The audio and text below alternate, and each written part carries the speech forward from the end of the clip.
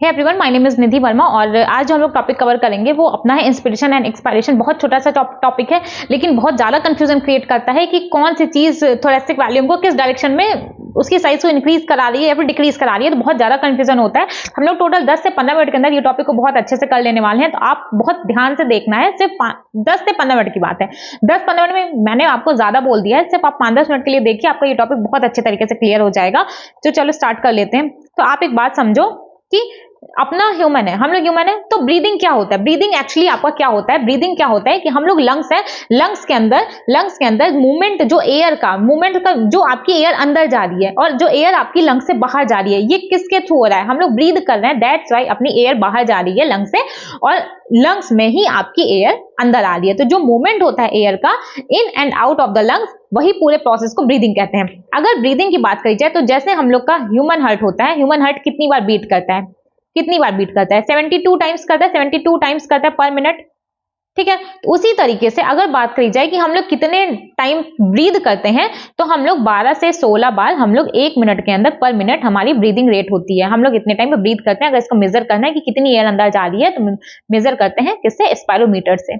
इतना समझ में आता है, बहुत बेसिक सी चीज है कि 72 टाइम पे अपना दिल धड़कता है और हम लोग 12 से 16 बार हम लोग ब्रीद करते हैं, एयर को अंदर ले रहे हैं। कितनी बार? 12 से 16 बार। इतना समझ में आ गया। नेक्स्ट, अगर आप बात करी जाए प्रोसेस की, तो आप एक बात समझो, कोई भी चीज है, एयर अपने बॉडी के अंदर जा रही है, एयर अपने लंग्स में जा रही है, एयर लंग्स से बाहर आ रही है, तो क्या मतलब मौज चल रहा है, मजा चल रहा है, दैट्स वाई, मतलब ठीक है, ज्यादा हो गया भेज दिया, मन किया ले लिया, मन किया निकाल दिया, इस तरीके से एयर का मूवमेंट चल रहा है? नहीं ना, इस तरीके से मूवमेंट नहीं चलता। प्रेशर ग्रेडियंट होता है तब जाकर के अपना प्रेशर ग्रेडियंट मतलब क्या? प्रेशर ग्रेडियंट मूवमेंट कराने में हेल्प करता है। हम लोगों ने हमेशा से क्या देखा है कि जब भी डिफ्यूजन होता है, डिफ्यूजन कहां से होता है? डिफ्यूजन अपना होता है higher pressure to low pressure, higher pressure to low pressure अपना डिफ्यूजन होता है। ठीक है, हाई टू लो आपका डिफ्यूजन होता है। तो प्रेशर ग्रेडियंट क्या करता है? प्रेशर ग्रेडियंट आपको मूवमेंट कराने में एयर की हेल्प करेगा। जब इंस्पिरेशन होगा तो अंदर प्रेशर कम रहता है, बाहर प्रेशर ज्यादा रहता है, तो air high to low pressure में मूव करती है, तो एयर एटमॉस्फेयर से अपने अंदर आ जाती है। वहीं पे इसी का उल्टा एक्सपायरेशन में होता है। जब एटमॉस्फेयर में प्रेशर कम होता है, अपने लंग्स में प्रेशर बहुत ज्यादा होता है, तब एयर अंदर से बाहर चली जाती है। अब आपको समझ में आ रहा है? देखो, अभी आगे हम लोग ये सारी चीजें डिटेल में करने वाले। फिलहाल आप समझो कि जो ब्रीदिंग होता है, ब्रीदिंग किसकी वजह से मेंटेन होता है, किसकी वजह से ब्रीदिंग हो पा रही है? एक प्रेशर ग्रेडियंट की वजह से। अब उस प्रेशर ग्रेडियंट को मेंटेन करने में 3 चीजें हेल्प करती हैं। पहला, मेंटेन कौन कर रहा है प्रेशर ग्रेडियंट? मेंटेन कौन करता है? पहला, एक तो आपका मेंटेन में हेल्प करेगा डायाफ्राम। डायाफ्राम, ठीक है, डायाफ्राम कैसा होता है? डोम शेप्ड होता है। ये आपका लंग्स है, ठीक है, थोरेसिक वॉल्यूम, इस तरीके से आपका डायाफ्राम, इस तरीके से कुछ आपका डायाफ्राम होता है, इस तरीके से डायाफ्राम है। और साथ ही साथ मान लीजिए ये आपकी रिब्स हैं, ये आपकी रिब्स है, रिब्स अपनी लैटरल साइड में रिब्स होती है, ये आपके रिब्स है। रिब्स के बीच में आपकी एक्सटर्नल कुछ मसल्स होती हैं। कौन कौन सी? External and internal costal muscles, external and internal costal muscles and internal costal muscles, costal muscles, external costal muscles और इंटरनल कॉस्टल मसल। ठीक है, ये कहां पे होती हैं? ये होती हैं आपकी बिटवीन रिब्स, रिब्स के बीच में। ये बेसिक चीजें आपको समझ में आ गई कि ब्रीदिंग क्या होता है। ठीक है, ब्रीदिंग क्या है? आपका मूवमेंट होता है एयर का, एयर का जो मूवमेंट है लंग्स में आना और जाना, पूरा प्रोसेस के थ्रू होता है, उसको ब्रीदिंग कहा जाता है। हम लोग 12 से 16 बार 1 मिनट में ब्रीद करते हैं और अगर मेजर करना हुआ तो मेजर करते हैं स्पायरोमीटर से। किसके हेल्प से हो रहा है? प्रेशर ग्रेडियंट होता है, जिसकी वजह से एयर अंदर जा रही है और एयर बाहर जा पा रही है ना। अब वो प्रेशर ग्रेडियंट को मेंटेन करने में कोई तो हेल्प कर रहा है, तो उसको 3 मसल्स हेल्प करती हैं। एक तो डायाफ्राम आपका हेल्प करेगा, और दूसरा एक्सटर्नल इंटरकॉस्टल मसल्स, और तीसरा इंटरनल इंटरकॉस्टल मसल्स हेल्प करती हैं। 3 बातें आपको समझ में आ गई। अब आप एक बात समझो कि जैसे मान लो क्या होता है, मैंने आपको पहले ही बोला था, आपको नहीं भी ध्यान है, चलो ठीक है, अपना जो लंग्स है, लंग्स आपका थोरेक्स में है, ठीक है, ये अपना ऊपर पोर्शन थोरेक्स होता है, नीचे का एब्डोमेन होता है, ठीक है, तो लंग्स आपके थोरेसिक कैविटी में होता है। तो लंग्स का अगर वॉल्यूम बढ़ाना है या फिर लंग्स का वॉल्यूम घटाना है, तो आप डायरेक्टली ऑल्टर नहीं कर सकते लंग्स के वॉल्यूम को। आपको थोरेसिक चैम्बर, जो थोरेसिक चैम्बर है जिसके बीच में आपका लंग्स सिचुएट, जैसे मान लो ये आपका लंग्स है, तो ये आपका थोरेसिक चैम्बर है, जो लंग्स अंदर होता है, बाहर थोरेसिक चैम्बर है। अगर आपके थोरेसिक चैम्बर का वॉल्यूम बढ़ेगा तब जाके आपके लंग्स का वॉल्यूम बढ़ पाता है। अगर आपको लंग्स के वॉल्यूम को ऑल्टर करना है, तो आपके थोरेसिक चैम्बर के वॉल्यूम को घटाना या बढ़ाना पड़ेगा, तब जाके आपके लंग्स के वॉल्यूम पे फर्क पड़ेगा। इतना आपको समझ में आया? तो आप एक बात समझो कि जैसे मान लो अगर आपको इंस्पिरेशन पढ़ना है, ठीक है, इंस्पिरेशन पढ़ना है, तो इंस्पिरेशन में क्या होगा, आप समझो मेरी बात, जैसे मान लो ये आपका लंग्स है, ठीक, ये आपका डायाफ्राम है, ठीक है, ये आपका थोरैक्स है, ये आपका लंग्स है, ये आपका डायाफ्राम है, ठीक है। इस तरीके से क्या होता है कि जो डायाफ्राम जब कॉन्ट्रैक्ट करेगा, जब आपका डायाफ्राम कॉन्ट्रैक्ट करता है तो कॉन्ट्रैक्ट करने का मतलब अब वो सीधा, आप एक डायरेक्शन हमेशा ध्यान रखना, ये वाली, ये आपका इंटीरियर साइड होता है, ये आपका पोस्टीरियर, इसमें आपको ट्रिक जैसा कुछ नहीं है, आगे है तो ये इंटीरियर है, ये आपका पोस्टीरियर है, ठीक है। ये इसको छोड़ दो, फिलहाल आप बस इतना याद रखो कि वो आपका इंटीरियर है और वो आपका पोस्टीरियर है। तो जब डायाफ्राम कॉन्ट्रैक्ट किया तो डायाफ्राम अब आपका फ्लैट हो गया, ठीक है, डायाफ्राम आपका फ्लैट हो गया। तो आपको क्या दिखा कि इस डायरेक्शन में डायाफ्राम आपका फ्लैट हो रहा है, इस डायरेक्शन में वो वॉल्यूम बढ़ा रहा है, इस डायरेक्शन में वॉल्यूम बढ़ा रहा है। तो दैट मीन्स क्या, जब वो इस डायरेक्शन में वॉल्यूम बढ़ाया तो इसका मतलब कौन सी डायरेक्शन है, एंटीरियो पोस्टीरियर एक्सिस है। ये आपकी एंटीरियो पोस्टीरियर एक्सिस में डायाफ्राम कॉन्ट्रैक्ट करके थोरैसिक वॉल्यूम बढ़ा दिया। देखो आपको ये नोट्स भी मिल जाएगा, मैंने बहुत अच्छे तरीके से लिखा है, आप एक बार समझो। ब्रीदिंग क्या है, ब्रीदिंग में आपका एयर का मूवमेंट होता है लंग्स के अंदर और लंग्स के बाहर, किसके हेल्प से होता है, प्रेशर ग्रेडियंट के हेल्प से। 12 से 16 बार हम लोग 1 मिनट के अंदर ब्रीद करते हैं और मेजर करते हैं स्पायरोमीटर से। अगर मेंटेन करने की बात करी जाए तो इस प्रेशर ग्रेडियंट को 3 चीजें मेंटेन करती हैं। पहला आपका डायफ्राम करेगा और 2 आपकी मसल्स होती हैं जो कि रिब्स के बीच में होती हैं। पहली होती है आपकी एक्सटर्नल इंटरकॉस्टल मसल्स, दूसरी होती है आपकी इंटरनल इंटरकॉस्टल मसल्स, और ये दोनों मसल्स आपकी रिब्स के बीच में है। नेक्स्ट अगर बात करें इंस्पायरेशन एक्सपायरेशन, तो ये तो आप लोग अभी बाद में देख लीजिएगा। तो देखो इंस्पायरेशन में क्या होता है कि जो डायफ्राम होता है, मैंने क्या बोला आपका, इस तरीके से कुछ डायफ्राम होगा, ठीक है। तो जब ये डायफ्राम कॉन्ट्रैक्ट करता है, जब डायफ्राम आपका कॉन्ट्रैक्ट करता है तो ये इस डायरेक्शन में वॉल्यूम इंक्रीज करेगा। तो जब डायफ्राम आपका कॉन्ट्रैक्ट करेगा तो कॉन्ट्रैक्ट करके आपका स्ट्रेट हो जाता है। जब डायफ्राम कॉन्ट्रैक्ट किया तो कॉन्ट्रैक्ट करके स्ट्रेट हो गया। और साइज किस डायरेक्शन में बढ़ाया थोरैसिक वॉल्यूम को, एंटीरियर पोस्टीरियर एक्सिस में। मैंने क्या बोला था आपको, कौन सी डायरेक्शन याद रखनी थी, सिर्फ ये वाली डायरेक्शन याद रखनी थी। और ये है आपकी anterior posterior axis, anterior posterior axis. तो उसी डायरेक्शन में आपके डायफ्राम क्या करता है, इस डायरेक्शन में आपका डायफ्राम थोरैसिक वॉल्यूम को बढ़ाता है। ये कौन सी डायरेक्शन है, एंटीरियो पोस्टीरियर एक्सिस। यही यहाँ पे है कि जब डायफ्राम कॉन्ट्रैक्ट करेगा तो थोरैसिक वॉल्यूम बढ़ जाता है। कौन सी डायरेक्शन में, एंटीरियो पोस्टीरियर एक्सिस में, एंटीरियो पोस्टीरियर एक्सिस में।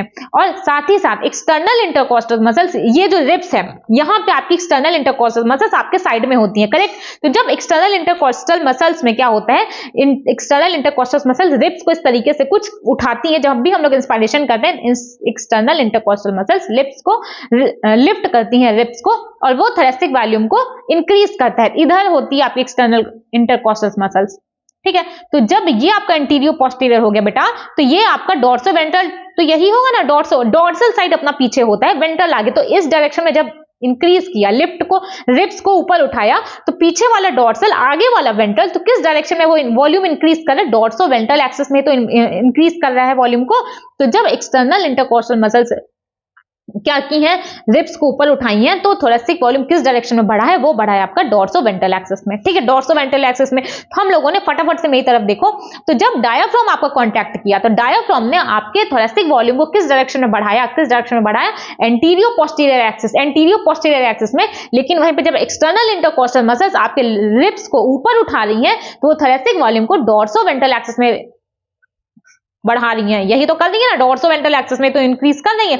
देखो यहां से सवाल आता है और बहुत जल्दी आप यहां से गलत कर दोगे, इसलिए आपको मैंने अलग से वीडियो बनाया, मैं आपको अलग से समझा रही हूं कि डायफ्राम की वजह से जो थोरैसिक वॉल्यूम बढ़ा है वो एंटीरियर पोस्ट, आपको सिर्फ ये डायरेक्शन याद रखनी है, ये डायरेक्शन, ये है आपका इंटीरियर साइड, ये है आपका पोस्टीरियर साइड। पीछे डॉर्सल है, आगे वेंट्रल है, पीछे आपका वर्टिबल कॉलम होता है, आगे आपका फ्रंट पे वेंट्रल साइड पे स्टर्नम होता है। तो जब रिब्स ऊपर उठती हैं तो थोरैसिक वॉल्यूम का साइज किस डायरेक्शन में इंक्रीज होता है, डॉर्सो वेंट्रल एक्सिस में इंक्रीज होता है। यही चीज यहाँ पे लिखी है। इससे क्या होता, यहाँ पे थोरैसिक वॉल्यूम बढ़ा, यहाँ पे थोरैसिक वॉल्यूम बढ़ा, इससे क्या, थोरैसिक वॉल्यूम बढ़ गया। थोरैसिक वॉल्यूम बढ़ने की वजह से आपका अंदर लंग्स का वॉल्यूम भी बढ़ जाता है, आपका पल्मोनरी वॉल्यूम बढ़ गया, पल्मोनरी वॉल्यूम भी आपका बढ़ गया। तो जब पल्मोनरी वॉल्यूम बढ़ा तो इंट्रा पल्मोनरी प्रेशर घट गया। हमेशा एक बात ध्यान रखिएगा, जैसे मान लीजिए आपके पास एक बहुत बड़ा सा रूम है, उसमें एयर है, ठीक है, बहुत बड़ा रूम है, उसमें डस्ट पार्टिकल्स हैं, आपके एयर के पार्टिकल, इतना समझ में आया। तो जब बहुत बड़ा रूम है उस टाइम पे जो डस्ट के पार्टिकल्स होंगे वो प्रेशर नहीं लगा रहे होंगे, बहुत दूर दूर होंगे, बट वहीं पे जब आप उतनी एयर को, उतने डस्ट पार्टिकल्स को एक छोटे से जार में, एक कम वॉल्यूम करके उस छोटे से जार में जब आप उस एयर को फिल कर दोगे ना, तो जब वॉल्यूम कर दोगे तो वो एक दूसरे से बहुत टकराने लगेंगे और बहुत ज्यादा प्रेशर क्रिएट करेंगे। जगह जितना ज्यादा रहेगी, जगह जितनी ज्यादा रहेगी, आप समझ, अच्छा आप इस एग्जांपल से समझो कि जब एक बहुत बड़ा घर रहता है, हर किसी बच्चे को अपना अपना अलग अलग रूम दिया रहता है, ठीक, बहुत अलग अलग रूम दिया गया, कोई झगड़ा नहीं, कोई झंझट नहीं, कोई शांति नहीं, एकदम शांति बनी है। लेकिन जब वॉल्यूम कम कर दिया गया, ठीक है, बहुत छोटे स्पेस में एक कमरे में जब 10 बच्चों को रख दिया जाएगा, यार वो नॉर्मल है, वो झगड़ा करेंगे, वो प्रेशर लगाएंगे। तो जब वॉल्यूम कम होगा प्रेशर ज्यादा होगा, लेकिन अगर वॉल्यूम ज्यादा है तो प्रेशर कम होगा। वॉल्यूम ज्यादा तो प्रेशर कम, और प्रेशर कम अगर इंट्रापल्मोनरी प्रेशर कम, अगर अंदर के प्रेशर कम है तो बाहर से हवा अंदर आ जाएगी लंग्स के अंदर, ठीक है, बाहर से हवा अंदर चली आएगी। और उसी तरीके से हर चीज यहाँ पे कांटेक्ट करी, अपना डायाफ्राम कांटेक्ट किया, अपना एक्सटर्नल इंटरकोस्टल मसल्स कांटेक्ट किया, ये दोनों कांटेक्ट करके थोरेसिक वॉल्यूम को बढ़ा दिया। और जब थोरेसिक वॉल्यूम बढ़ गया, पल्मोनरी वॉल्यूम बढ़ गया, और जब पल्मोनरी वॉल्यूम बढ़ गया तो पल्मोनरी इंट्रा पल्मोनरी प्रेशर, जब पल्मोनरी वॉल्यूम बढ़ा तो उसके अंदर का जो प्रेशर था वो कम हो गया, और जब प्रेशर कम हो गया, प्रेशर नेगेटिव में हो गया, तो अब क्या बोला लंग्स, बोला मैं बहुत गरीब हूं, अब मुझे एयर की नीड है, अब एयर लेकर आओ। तो जब प्रेशर कम हो गया और बाहर प्रेशर ज्यादा था, एटमॉस्फेयर में प्रेशर ज्यादा था, तो air high pressure to low pressure गई, तो एटमॉस्फेयर से प्रेशर अपने लंग्स में आ गई। तो उस टाइम पे प्रेशर अपने अंदर नेगेटिव में था, इंट्रापल्मोनरी प्रेशर कम था, नेगेटिव में था। हम लोग पैसे कम मांगते हैं किसी से, जब अपने पास पैसे नहीं होते तभी हम लोग किसी और से पैसे की हेल्प लेते हैं, करेक्ट। तो उस तरीके से समझो कि जब आप माइनस में हो, नेगेटिव में हो, दैट मीन्स अब आपको पैसे की जरूरत है। तो जब आप नेगेटिव में हो, दैट मीन्स आपका इंट्रापल्मोनरी प्रेशर जब माइनस में होगा, एटमॉस्फेयर का प्रेशर ज्यादा होगा इंट्रापल्मोनरी प्रेशर से, तब आपकी एयर बाहर से एटमॉस्फेयर से आपके लंग्स के अंदर आएगी। इसी तरीके से एक्सपायरेशन में क्या होता है, जैसे डायफ्राम यहाँ पे कांटेक्ट करी, अब एक्सपायरेशन में क्या होगा, डायफ्राम वापस से नॉर्मल स्टेज में चली जाएगी, नॉर्मल चली गई, डोम शेप्ड थी, डोम शेप्ड हो गई।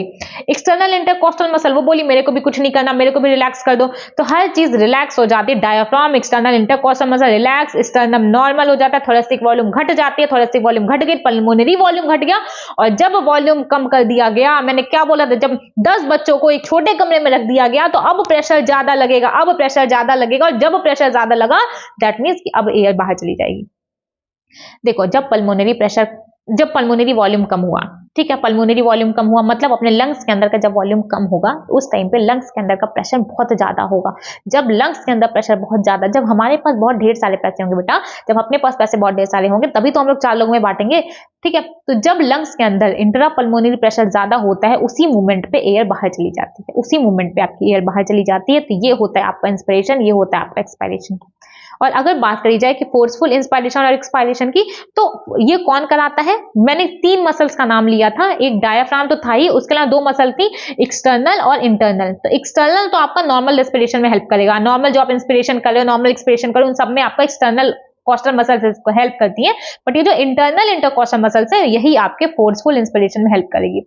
एक तो आपकी एब्डोमिनल मसल और इंटरनल इंटरकोस्टल मसल्स। जब हम लोग प्राणायाम करते हैं, ठीक है, जब हम लोग नॉर्मल ब्रीथ नहीं कर रहे होते, नॉर्मल रेस्पिरेशन नहीं कर रहे होते हैं, उस टाइम पे ये सारी मसल्स काम करती हैं। कौन सी, additional muscles in abdomen and internal costal muscles. एक बार वापस से रिवाइज कर लो। देखो, ब्रीदिंग क्या होता है, एयर का लंग्स में आना जाना, ये पूरा प्रोसेस होता है, ब्रीदिंग कहते हैं। और किसकी वजह से होता है, प्रेशर ग्रेडियंट की वजह से हो रहा है। प्रेशर ग्रेडियंट कौन मेंटेन करता है, 3 चीजें, कौन कौन सी, डायफ्राम, एक्सटर्नल इंटरकोस्टल मसल्स और इंटरनल इंटरकोस्टल मसल्स, ठीक। और ये दोनों मसल्स कहां पे है, रिब्स के बीच में है। अगर बात करी जाए इंस्पिरेशन की और एक्सपिरेशन की, तो इंस्पिरेशन में क्या होता है, इंस्पिरेशन में एटमॉस्फेरिक एयर अंदर आती है, एक्सपायरेशन में बाहर जाती है।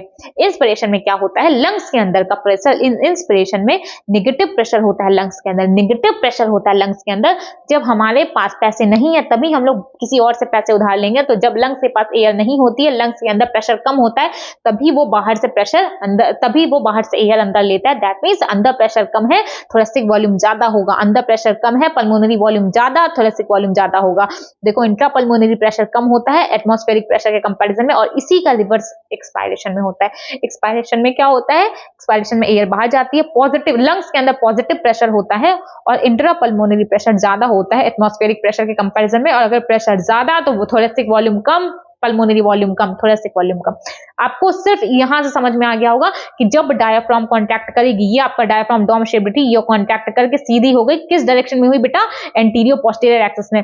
बट वहीं पे अगर एक्सटर्नल इंटरकोस्टल मसल्स को ये रिब्स को जब लिफ्ट की, तो किस डायरेक्शन में करेगी, डोर्सो वेंट्रल एक्सिस में। डोर्सो वेंट्रल एक्सिस में थोरेसिक वॉल्यूम को बढ़ा दिया।